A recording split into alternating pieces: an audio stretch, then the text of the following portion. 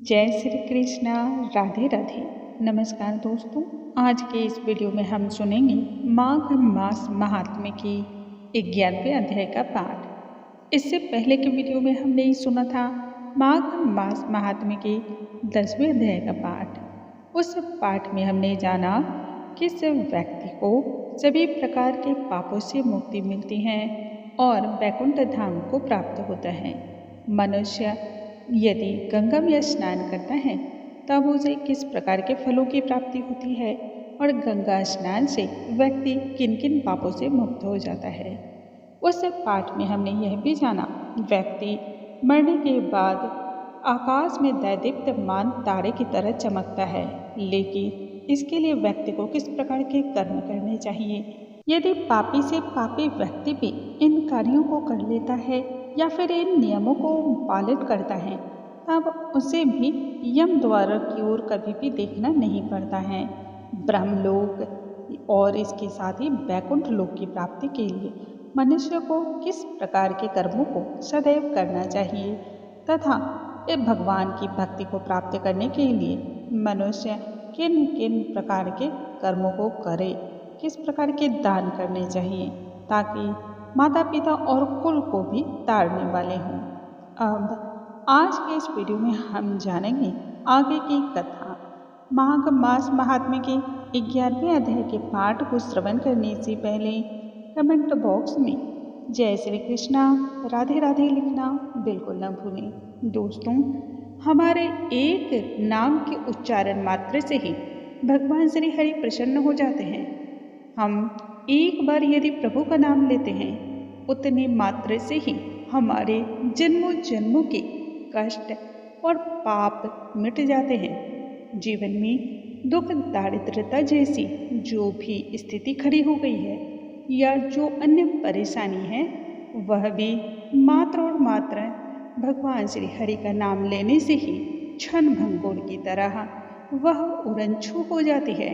इसलिए प्रत्येक मनुष्य को भगवान श्री हरि की कृपा की प्राप्ति के लिए उनके नामों का स्मरण उठते बैठते सोते जागते अवश्य ही करना चाहिए। जरूरी नहीं है कि नामों के स्मरण के लिए आपको उच्चारण करना हो या तेज आवाज में बोलना हो। मानसिक रूप से किया गया स्मरण कई गुना ज़्यादा फलों को देने वाला होता है और जो व्यक्ति मानसिक रूप से हमेशा भगवान के नामों का स्मरण करता है उसके प्रत्येक कार्य सफल होते चले जाते हैं। वैसे तो यदि आप अभी तक मेरी आवाज़ को सुन पा रहे हैं तो यह भी ठाकुर जी की कृपा ही है। बिना ठाकुर जी की कृपा के आप उनके महात्म्य को श्रवण भी नहीं कर सकते हैं। ठाकुर जी की कृपा इससे ही पता चल जाती है कि आप पर उनकी सदैव कृपा दृष्टि है। आप उनके महात्म्य को यदि श्रवण करते हैं तो इससे इस बात का एहसास होता है भगवान श्री हरि विशेषकर आपको अपना बहुत ही प्रिय मानते हैं। आइए आज की कथा आरंभ करते हैं। सबसे पहले भगवान श्री गणेश का ध्यान कर लेते हैं। ओम श्री गणेशाय नमः। ओम नमो भगवते वासुदेवाय। यमदूत आगे कहते हैं, हे वैश्य, मनुष्य को सदैव शालिग्राम की शिला में तथा वज्र या कीट चक्र में भगवान वासुदेव का पूजन करना चाहिए, क्योंकि ऐसा करने से सभी प्रकार के पाप नष्ट हो जाते हैं। दोस्तों, इस प्रकार का जो भी मनुष्य पूजा करता है ना, वह सभी प्रकार के पुण्यों को देने वाला होता है और मुक्ति इससे प्राप्त होती है। भगवान श्री हरि का साक्षात इसमें वास माना जाता है। शालिग्राम की शिला या हरे चक्र में पूजा जो व्यक्ति करता है वह अनेक प्रकार के मंत्रों के द्वारा जो फल की प्राप्ति कर लेता है वह सिर्फ और सिर्फ शालिग्राम शिला की पूजा से उसे प्राप्त होता है। मंत्र के द्वारा जो फलों से कई जन्मों में मिलता है वह सिर्फ और सिर्फ शालिग्राम की सेवा करने से प्राप्त होता है। जो फल देवताओं को निर्गुण ब्रह्म की उपासना से प्राप्त होता है वही फल मनुष्य को भगवान शालिग्राम का पूजा करने से प्राप्त होता है। शालिग्राम का पूजन करने वाले व्यक्ति को यमलोक के द्वार नहीं देखने पड़ते हैं। भगवान को लक्ष्मी जी के पास अर्थात बैकुंठ में भी इतना आनंद नहीं मिलता जितना शालिग्राम की शिला या चक्र में निवास करने से उन्हें प्राप्त होता है। स्वर्ण कमल युक्त करोड़ों शिवलिंग की पूजा करने से भी मनुष्य को इतने फल की प्राप्ति नहीं हो सकती जितना मात्र और मात्र एक शालिग्राम की पूजा से मिलता है। भक्तिपूर्वक, श्रद्धापूर्वक और विश्वास के साथ शालिग्राम का पूजा करने से विष्णु लोक में मनुष्य को स्थान प्राप्त होता है। शालिग्राम की पूजा करने से मनुष्य चक्रवर्ती राजा के समान होता है। काम, क्रोध, लोभ, मोह और अहंकार से युक्त होकर के भी मनुष्य शालिग्राम का पूजा करने से बैकुंठ लोक में प्रवेश कर जाता है। जो व्यक्ति सदैव और सदैव के लिए शालिग्राम का पूजन करते हैं वह प्रलय काल तक स्वर्गलोक में वास करते हैं। ऐसा मनुष्य सदैव विष्णु धाम को प्राप्त होता है जो दीक्षा, नियम और मंत्रों के द्वारा चक्र में बलि देता है। शालिग्राम के जल से अपने शरीर का जो व्यक्ति अभिषेक करता है मानो संपूर्ण तीर्थों में स्नान का उसे फल प्राप्त होता है। शालिग्राम से निकले हुए जल से मनुष्य अपने ऊपर यदि जल का छिड़काव भी करता है तो भी भगवान श्री हरि की कृपा उसे प्राप्त होती है। गंगा, रेवा, गोदावरी सबका जल शालिग्राम वास करता है। जो मनुष्य शालिग्राम की शिला के सम्मुख अपने पिता का श्राद्ध करता है या फिर पीतरों का तर्पण करता है उसके पितर कई कल्पों तक स्वर्ग में वास करते हैं।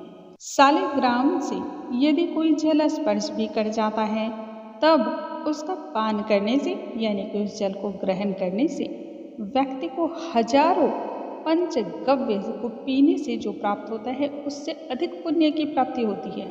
शालिग्राम की शिला का जल पीने वाले व्यक्ति को सहस्त्रों तीर्थ करने से जो लाभ की प्राप्ति होती है वह उसे प्राप्त हो जाता है। जिस स्थान पर शालिग्राम है वह स्थान ही तीर्थ स्थल के समान माना जाता है। वहाँ पर यानी कि शालिग्राम के सम्मुख से यदि आप दान करते हैं, हवन करते हैं या फिर अन्य प्रकार के धार्मिक कार्य करते हैं तब वह करोड़ों गुना फल को देने वाला होता है। एक बूंद भी शालिग्राम का जल पीने वाले व्यक्ति को माता के स्तनों का दुग्ध का पान नहीं करना पड़ता है। कहने का मतलब है दोबारा जन्म मरण के इससे चक्रव्यूह से मुक्ति प्राप्त हो जाती है। कहते हैं शालिग्राम का जो व्यक्ति जल पीता है उसे वापस से गर्भाशय में नहीं आना पड़ता है। शालिग्राम शिला में जो कीड़े मकोड़े एक कोस के अंतर तक भी मरते हैं वह भी बैकुंठ लोक को प्राप्त हो जाते हैं। जो फल वन में तप करने से भी मनुष्य को प्राप्त नहीं होता वह भगवान का स्मरण करने से ही सिर्फ और सिर्फ प्राप्त हो जाता है। मोहवश व्यक्ति अनेक प्रकार के घोर पाप कर्मों को करता है लेकिन यदि फिर भी वह भगवान को प्रणाम करे, भगवान के नामों का स्मरण करे, उनके नामों का जागरण कीर्तन करे तब ऐसे व्यक्ति को कठोर से कठोर पाप होने के बाद भी नरक की यातनाएं नहीं झेलनी पड़ती। भगवान श्री हरि स्वयं दयालु हैं, पालनहार हैं। वह अपने भक्तों को तुरंत भव सागर से, भव बंधन से बाहर निकाल लेते हैं, उन्हें हर परेशानी से मुक्त करते हैं। यदि आप संसार के सभी तीर्थ स्थलों के दर्शन करने में अपने आप को सामर्थ्यवान महसूस नहीं करते हैं, यदि आप संसार में जितने भी तीर्थ स्थल और तीर्थ नदियाँ हैं उनके पुण्यों को नहीं प्राप्त कर पाते हैं तब ऐसे में भगवान नारायण का ध्यान करने से ही सभी प्रकार के पुण्यों की आपको प्राप्ति हो जाती है। बोलो भगवान श्री नारायण की जय, भगवान श्री हरि की जय। दोस्तों, इस प्रकार से आज के इस वीडियो में हमने सुना माघ मास महात्म्य के 11वें अध्याय का पाठ, जो कि कानों में अमृत रस को घोलने के समान है। कल के वीडियो में हम नए अध्याय के साथ मिलेंगे और जानेंगे 12वें अध्याय का पाठ। तब तक के लिए नमस्कार दोस्तों।